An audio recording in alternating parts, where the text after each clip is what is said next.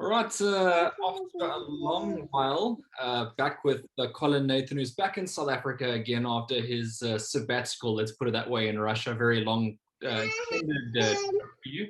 Hello, hello. How's everything? Yeah, yeah, Hayden, I think before we start, Mommy, what you want to say hello to everyone? Say hello quickly. Hello. Okay, go to Mommy. Yeah, she wanted to say hello. Viva, Hayden. Viva. And yeah, it's been 5 long weeks. It's been 5 long weeks, man, and I'm just so grateful to be home, safe, and obviously just alive. You know, it's been a very, very rough time in my life, and I'm just grateful to the Lord for bringing me back home safely to my friends and family and fighters. And yeah, I'm just very grateful. Well, let's go back right to the beginning. Short notice fight for Reino Liebenberg. Obviously, that's the reason why you guys got on the plane to go. Obviously, never having thoughts that anything like this could ever happen. Do you have any thoughts to how you got it? Yeah, I mean, you know, I suspect that I either caught it at the airport or on the flight going to Paris, or maybe even I caught it in Paris when we were in transit or on one of the flights, but it was definitely at one of the airports, I think, when I got there. And obviously, when you got there, tested positive, tested negative, tested positive. I mean, and then the whole saga began. So could you walk us through those initial phases? Yeah, I mean, so how it worked was there was an economic summit, and that was obviously why there was a big fight involved, and only the trainer and fighter were allowed to go to the weigh-in. So we needed to go for our COVID tests on the Wednesday, myself and Reino. So we went obviously in a taxi, the two of us together, to this address. So we went to this laboratory and we did our tests, and a few hours later, I got told that I was positive, which I was absolutely shocked about, and Reino was negative. And obviously, we kept it quite internal amongst the team. And I just said, look, I've tested positive. I requested a second test, which I did do the same day, which came back the next morning negative. So I was quite relieved at that point. I mean, obviously, I didn't go to the weigh-in because I was waiting in my hotel room, isolating, just waiting and to make sure that I was negative. So when I got the result that I was negative, I mean, I felt a lot more comfortable. But during that time, I did start feeling fluey. You know, I wasn't feeling 100%. And I also thought that maybe because it was just a different kind of, you know, change of routine, different environment, obviously not my own bed that I'm used to sleeping in, or my own, you know me, I'm very routine. I like things that, you know, like I wake up, I'm in a routine. I do, you know, things systematically. And, you know, when you travel, obviously you get out of sync, and that kind of throws you off a little bit mentally and physically. And I thought, you know, maybe it's because, you know, I'm not sleeping enough, and I'm just, you know, so I did take antibiotics with me because I always take when I travel, and I started taking them. I wasn't sick, but I could feel that I was getting a bit fluey. But at that stage, I never thought that I was COVID positive. So with regards to the second test being negative, I thought that was great. So this, of course, was Thursday. And I was like, obviously, I didn't go to the weigh-in, like I said, but we were like confident now that I could work the corner, we could work the fight. Thursday after the weigh-in, Thursday night, we needed to do another PCR test as per South African traveling law. With 72 hours prior to traveling back to South Africa, you need a PCR test. So Thursday I went for the test again, and obviously Friday, this is when all the drama started, was Friday morning, I woke up and my lower back was really sore. And I was thinking, maybe it's because of all the walking around. I was doing like 25,000 steps a day, walking around the city, doing shopping, and, you know, and obviously still that stage working with Reino, light stuff from the mitts and so forth. So I was thinking my lower back, I don't know, just maybe it's because of all the walking around. Got to a mall, had lunch. I was actually in a Wi-Fi area.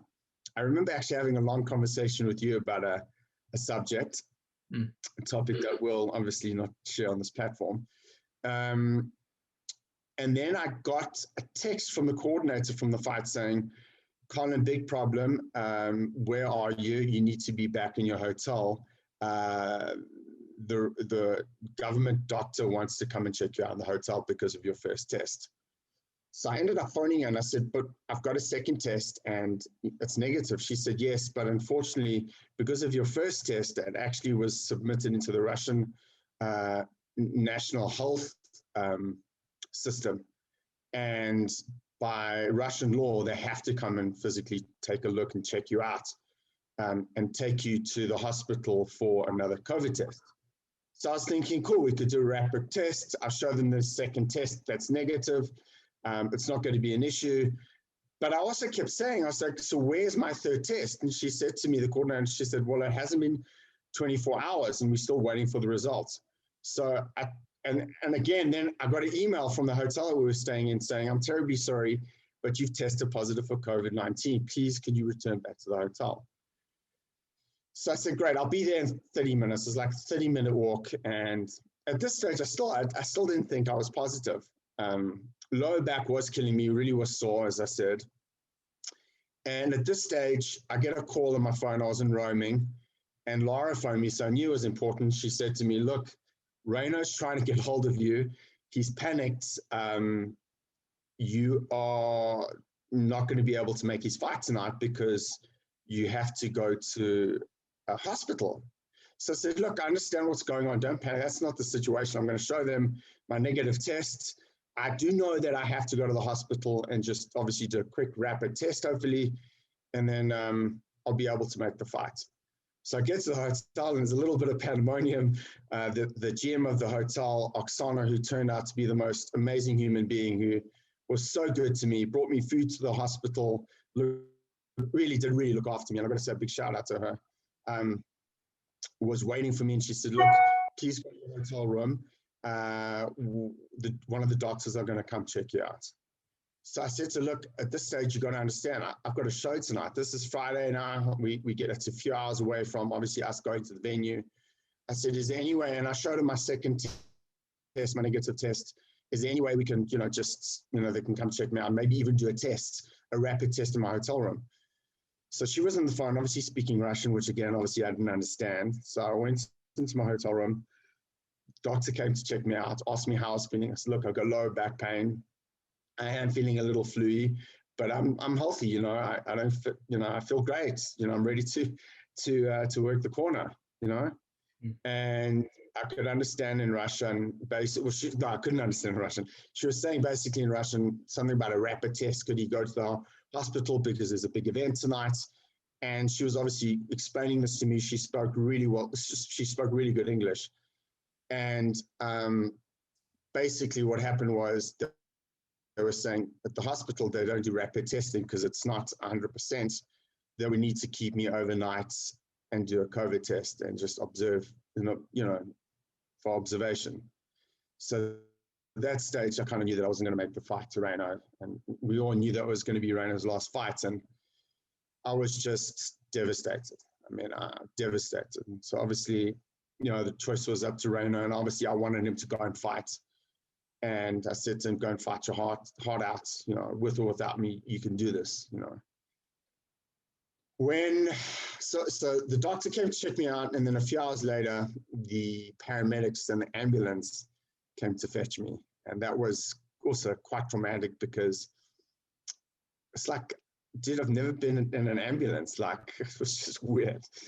So they came to literally usher me out. And at that moment, everyone was standing outside Reno's room, and Reno was there. And I had my mask on, and I wasn't, at this stage, I'm thinking, maybe I am positive, and I looked at Reno and I said, look, I'm not going to make your fight, And he just had this forlorn look on his face, and he said, it is what it is. I said, I was devastated. I felt like I said previously, I felt like someone had died when I was literally ushered into this ambulance.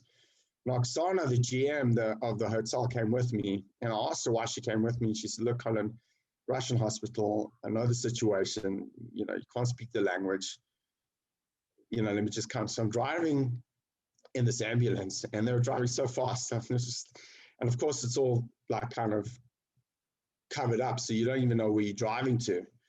And the next thing, I stopped at this hospital, and I've sent you images, which I'm hoping you'll share on this interview, of me walking in to this isolated area, had to wait for the doctor, did another COVID test. By this stage, I was still speaking to the coordinator to see where my third test was. And she said to me, look, chances are they had to go for another test of the test, which didn't make sense to me at the time. Which obviously a few hours later, she sent me a text saying, actually, your third test came back positive. So obviously, I was taken to my hospital ward, and, you know, this was the situation, and isolated and not knowing what's going on. And I got to tell you a funny story. Like, so I was on roaming, but obviously I turned my data off, and I knew I could get into Wi-Fi. So the one nurse comes in, and I'm trying to explain to her. I said, like, I need the Wi-Fi. And she said to me, oh, Wi-Fi not working. But I could see the Wi-Fi was working. Then I figured out that if I had a Russian number and I had a code, I could get onto the Wi-Fi system. So Oksana, who obviously couldn't come into the hospital with me at that stage, she had to go home. She wasn't allowed into the area. I asked if I could use her Russian number, and she sent me the code. And thank God I was able to get onto the Wi-Fi system and obviously stay in touch with my friends and family and my kids and wife and so forth. So that was traumatic. I was like, I can't communicate. I'm not going to just communicate on text, you know. And that first night being there was just, yeah, it was just crazy. But when I woke up, because I did watch the fight. I watched the fight. A good friend of mine, Clinton van der Berg, we did like a WhatsApp video call so I could watch the entire fight with Reino, which it was heartbreaking. It was really, it was heartbreaking I saw so many gaps and so much opportunity, and I'm not knocking the guys who looked after Reino in the corner because it's his family and it's the people that he loves, but you know, I just wish I could have been there. I just wish I could have been there. I think things could have maybe been different. Does that does that include the result? Do you think that the result would have been different? You know, I can't say I'm the Messiah. I can't say that I'm, you know, but I certainly think I could have made the scores a lot tighter. There were just so many windows. There were so many opportunities. If Reina stepped back, used his jab a little bit more, lured him in for the uppercuts, worked the combinations down the middle, which he had success doing more than instead of just going into the trenches. Potentially, maybe.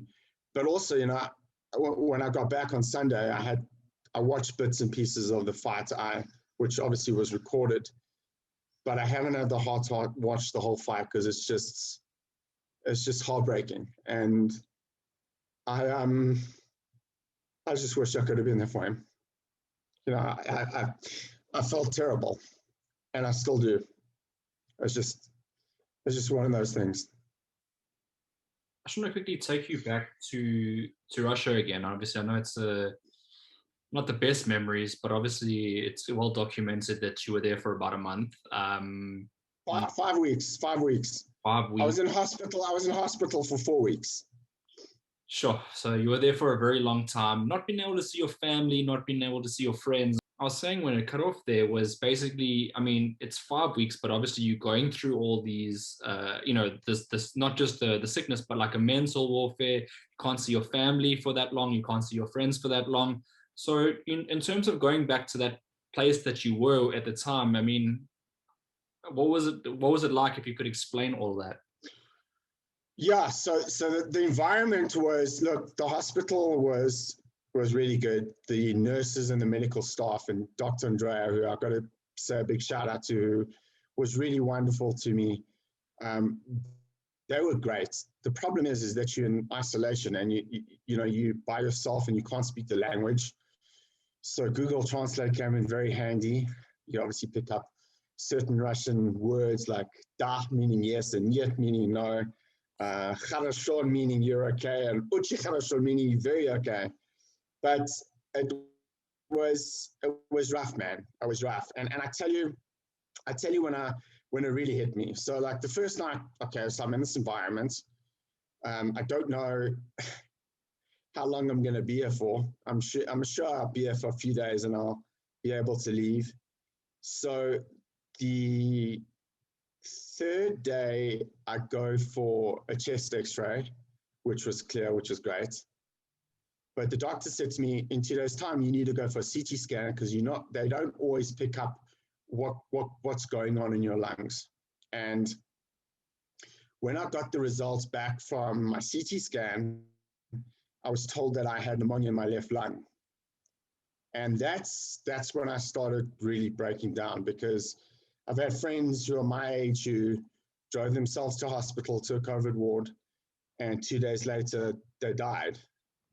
And I was thinking to myself that I'm fine and I'm healthy, but now I've got pneumonia. And that's like the first bad sign, because then from then, you can't breathe, you go into oxygen, you have to go into oxygen, and then, it just gets worse, and then you're on a ventilator. So there were moments of that time where I did think that maybe I would like die, and I kept thinking of my kids, like, they need a father. I thought of Laura, how's she gonna cope if I don't make it out of here, and that was tough.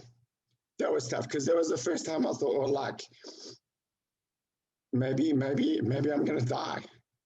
Maybe I'm gonna die in Russia, and like, how fucked up is that, So that was really hard. That was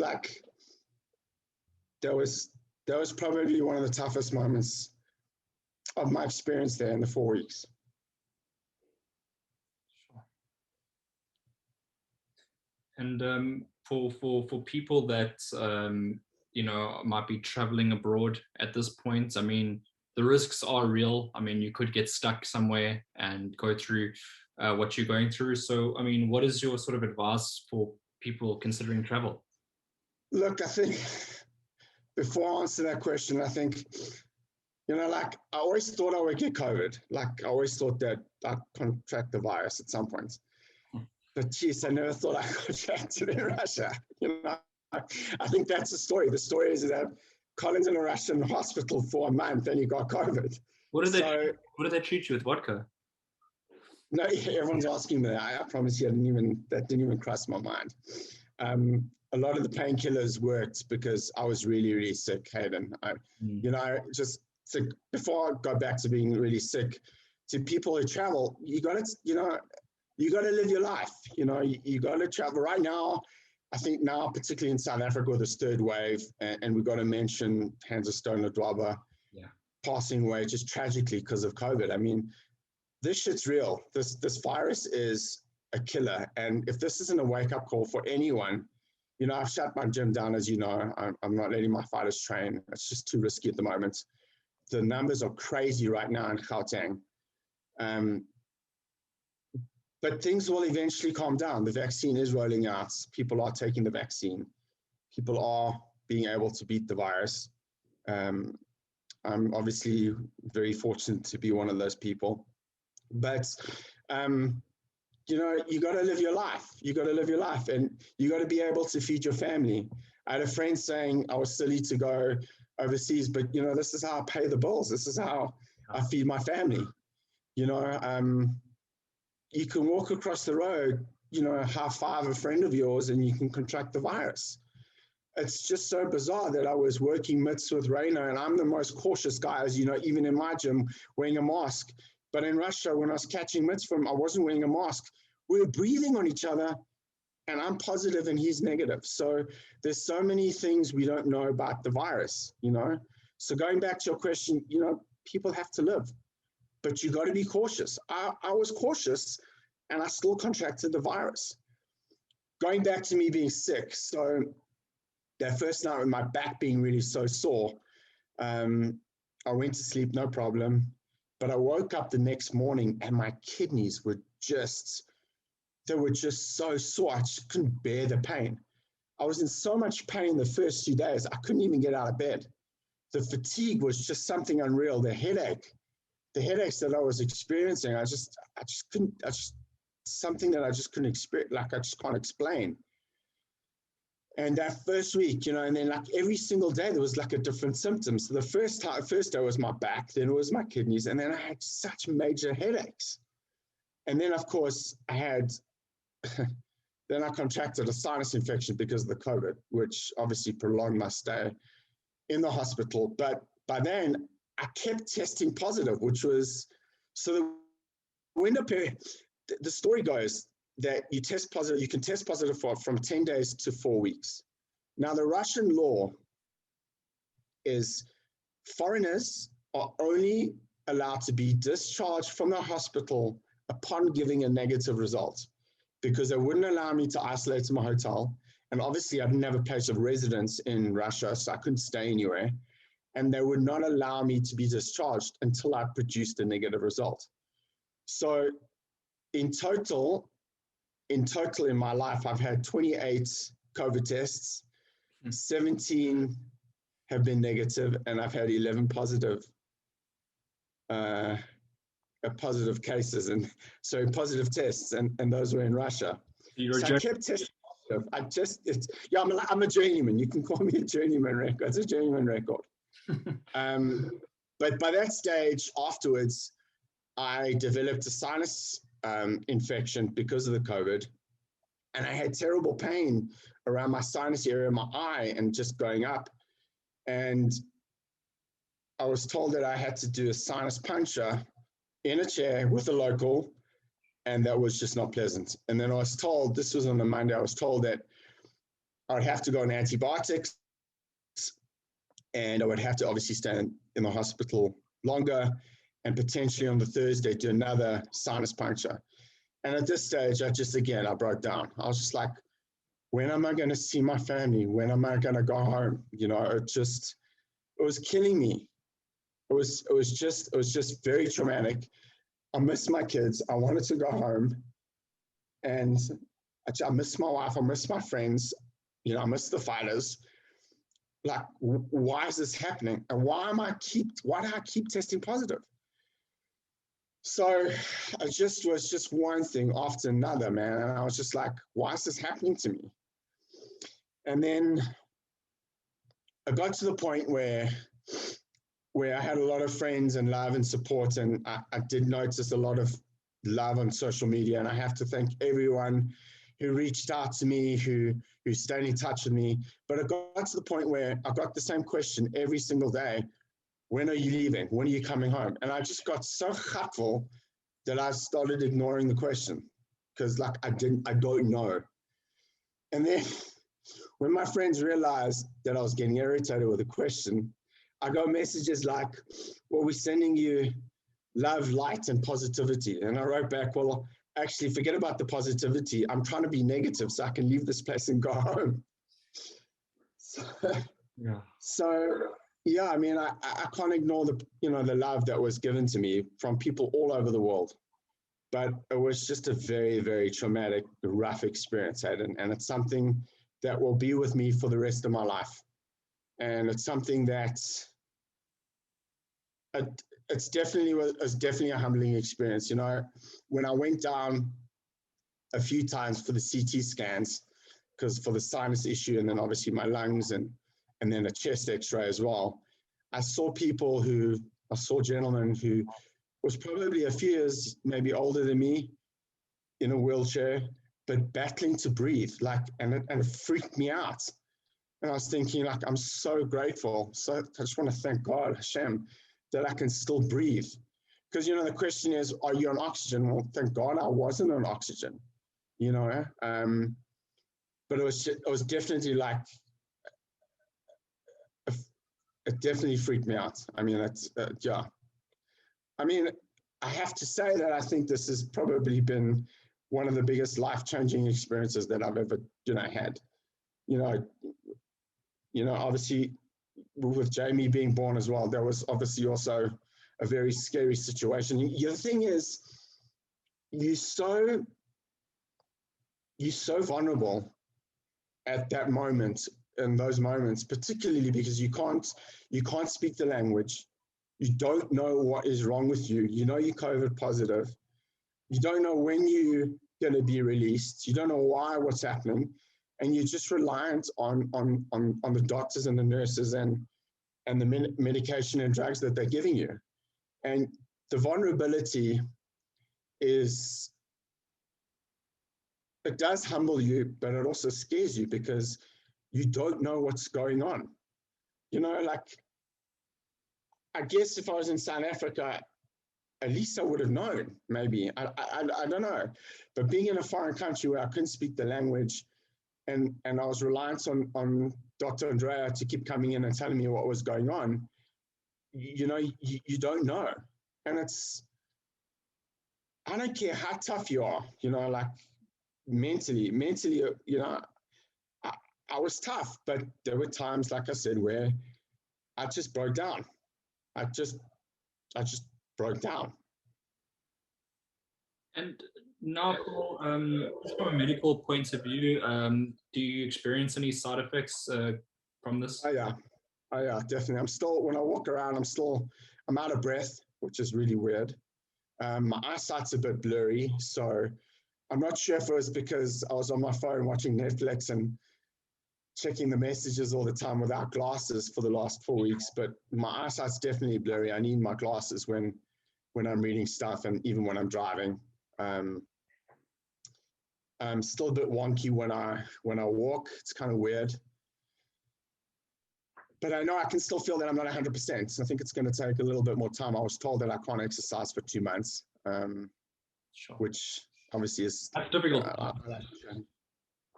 Put on a little bit of weight. Obviously, I couldn't move around as much. Chabad of St. Petersburg kept sending me food. Oksana managed to send in like protein bars and whey powder and so forth. So I was able to eat. The problem is that I got into a situation of comfort eating, and I literally would go to my little table with my food, eat, and then literally jump on my bed and then pass out. And instead of eating like 3 meals a day, because I couldn't eat the food the hospital was giving me, I just couldn't eat it. I was eating like 6 meals a day and obviously not exercising because I wasn't even allowed out on the balcony to exercise. I mean, I just literally was in this room, in this ward, isolating, you know, waiting to get better and waiting to push out a negative result. So I want to go to a bit of the lighter side. Obviously, there is, I mean, I saw your Instagram account was popping with Tris Dixon jokes. I mean, you're sharing, you know, I thought that was a really nice, kept you also like, you know, on the lighter side. Yeah, Tris and I go way back. He's just such a good guy. Yeah, he kept making me laugh, man. I was just, and the thing is that because of pneumonia, I couldn't stop coughing. So he kept making me laugh, and he came up with all these memes, which were really fantastic. And I really thank him. I got to thank all my friends and family, and I can't thank everyone, but you guys know who you are. You guys know who you are. But yeah, there were some funny moments. I thought the funny moment was when I just started saying, "Stop sending me positivity. I want to be negative, guys. I just want to push on negative results." You know. It was weird because I had a feeling that I wasn't going to make the fight going when I was lying in the hospital room. And I remember doing a video call to the Backstreet Boys, you, Cyril, and Devin. And I said to you guys, just please cover for me. There are going to be questions asked why I'm not in the corner. And just if anyone asks, I'm probably COVID positive. So it was just, you know, that was just a weird call to you guys. But yeah, Tris definitely kept me entertained. Yeah, just the love and support shown by everyone it was overwhelming. It was an overwhelming experience. And obviously when I tested negative, that again was very emotional because I knew that was my ticket out of there. I knew I was going to be discharged a few hours later. And I was like, you know, 11 positives. And then your 12th test, well, negative, let's go home, champ. It's Viva time, you know, it's Viva time. So before that negative came back, did you suspect that it would be negative, or what were you thinking? Or you just... Yeah, I knew I was close to being negative. So at that stage, we're testing, I think, on a daily basis. And I was like, no, man, like, now I'm going to be negative. Yeah. I suppose you I had a feeling that this. Sorry, what was that? were also starting to feel a bit better as well, like health-wise at that stage. Yeah, I was feeling better. I mean, besides the sinus puncture and the antibiotics they were putting me on, I really did feel good. I really did feel good. I mean, obviously, I was still very fatigued, but also I think a lot of it was from me just lying on my bed because I wasn't able to move around. I think that's where the fatigue also came in. You know, you'd stand up for a bit and you try to walk around your room or go for a shower or go to the restroom, and you know, you kind of feel weak, but that's because you're just not being active. You're not allowed to walk. I mean, I remember walking down because I had to go, I was on the 6th floor. I needed to walk down into the elevator, walk down to the lower basement. So not to the ground floor to go to the CAT scan, to the CT scan. And I remember walking and it was quite hard to walk. Like I said to the guy, you just could have slowed down. I can't walk that fast. And it's because I probably wasn't moving around. It's because I was probably just lying on my back flat, you know? Yeah. Well, I mean, in terms of, you know, now that you're home and I'm assuming that you're going to take a little bit of time off, particularly from the gym. No. I've already, in fact, I was working, you're gonna laugh. You're gonna laugh at this. I was working off my phone in the ward. I've had a very important Teams meeting. Yeah. And I did this Teams meeting with pneumonia in the shower with, not in the shower, in the toilet restroom area with a shower with the door closed, because obviously there were 2 people in the ward and I didn't want to disturb the other gentleman who was in the ward with me. And I obviously turned off the camera and I did this meeting, this Teams meeting, and literally had to explain why the camera was off and this is the situation, guys. I'm really sorry. So I was actually I'm working on a major project. I'm very close to getting it over the finish line. And so that's, yeah, I mean, I did a few Teams meetings, obviously with the camera off. Yeah, geez, so you are still working, still making deals, still things are still happening, even though. Oh, yeah. I mean, even today I was in the office. You know, Maruti Mtalani's WBC number 2, Heki Butler's WBC number 2, Sipiwa Konko's number 4 in the BC, Lorata Dlamini's number 2. Things are happening. You know, we're waiting for the result for Gawa and Rakimov because Azinga's obviously mandatory now. So things are happening. And then obviously now we're going to start working on the 4-round kids. Tariq Alali comes out from Morocco very, very soon. Was busy working with the office on that for MTK. So I'm busy. I got back on the Sunday, literally started working on my laptop on the Monday. And today I had a few meetings. Tomorrow I got a few meetings, but just taking it very easy. The gym is closed to the fighters. I'm not taking any risks. I'm literally going into the office working alone with everything closed behind my laptop.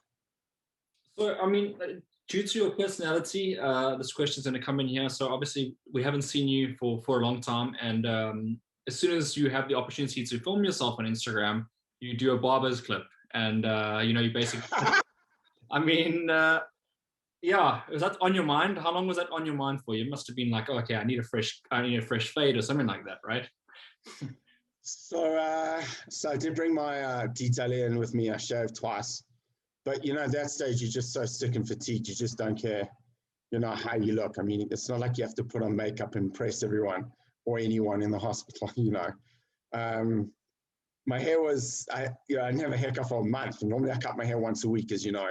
Yeah. So that was the first thing I did when I booked myself back into the hotel. I was like, give myself a fresh cut and, like, just look presentable and stuff again. But I'm glad you mentioned that. So, yeah, definitely needed a haircut. When was it on my mind? No, it wasn't on my mind. I just wanted to get out of there. I just wanted to get out of the hospital. You know, when I got out of the hospital and when I you know, Ubered myself back to the hotel, I was thinking, okay, first thing I'm going to do is shower, and then I'm going to give myself a fresh cut with a fresh fade. Yeah. Yeah, I mean, you can't come all the way back to South Africa and not look fresh, right? I mean, that's priority. Well, excuse me. Yeah, I mean, I got to look the part. You know, my family's coming to fetch me, so absolutely. All right, Cole. Well, that's basically it. I mean, that was quite a journey for you, wasn't it? but you're home now, and we look forward to obviously the next steps. For myself, obviously we usually do interviews quite regularly, so there was a big gap in content in terms of that as well. So it was felt by the public, and obviously everyone giving you their best wishes, as you said earlier. I mean, it was quite a nice thing, and obviously, unfortunately, what happened with Hands of Stone. There's just this period of time, and hopefully it just gets a lot better going forward now. I hope so, and I missed you too, Hayden, and I missed obviously all the banter and stuff, what goes on in South African boxing. Obviously, I was up to date a little bit. I try to stay off Facebook. There's just so much negativity around COVID, and obviously the power outages as well going on a few weeks back. But yeah, just stay safe, wear a mask. This virus is real, guys. It's no joke, and just protect yourself, protect your families, protect your kids, protect your loved ones, and please God, we'll get through this. Yeah, it's just devastating to people who lost their lives. Again, I want to say rest in peace, Champ Ledwaba. Just devastated to hear the news, But and again, also can't forget about Neville Hartz. That was also just heartbreaking to hear. Heartbreaking too. So yeah, I live to tell the tale, and I'm back. And yeah, let's start going. And I'm very happy to have obviously one of my kids back with me. And a big shout out to Daniel. I miss you very much. Viva Dan. And Dawn, thank you for all the calls as well. And that's all I can say is Viva, and just thanks for the opportunity of letting me share my side of the story and being and just saying what happened in my experience in Russia. And I've got my daughter crying now, so I'm going to say goodbye to this interview so I could just see why she's upset.